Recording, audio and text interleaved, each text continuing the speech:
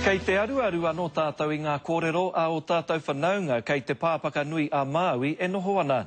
Kei te whai e nei kaupapa I ngā kōrero whakatūpato, I puta I te rōpū tōrangapū Māori ki te tini o ngai Māori, e haere atu nei ki tērā taha o te tāhi mana noho ai.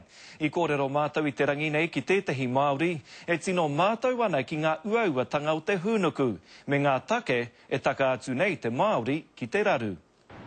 He whenua e mōhiotia ana mō ōna tini kōwhiringa. Ko I rā te take I hūnuku mai ai a Chris Barber ki Poihākena te kautau ki muri nei.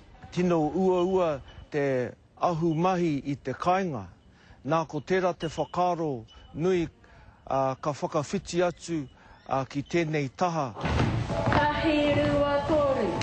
Heoi I roto I ngā tau kua ki te ākanohi a Chris I ngā tau mahatanga ki te whakatū kāingarua ki konei, ko ia tētahi e mahi tahi ana ki ngā rōpū Māori o tēnei takiwā, ia tau kawhiwhi tono āwhina rātau I te hunga kua taka atu ki te raruraru.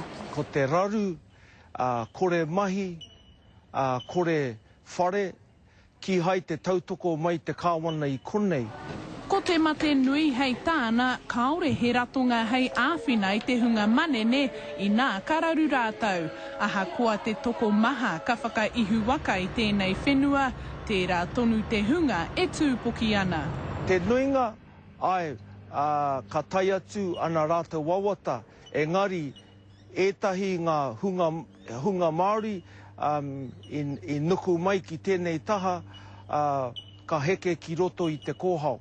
Kei te tautoko a Chris I ngā whakatūpato a te pāti Māori, hei tāna mā te āta whakariterite I tō haere e māma ake ai te hūnuku. Heoi I roto anō I tērā whakaro, ko te wangawanga e kore pea a muri e hokia. Mikey Sherman, Te Karere.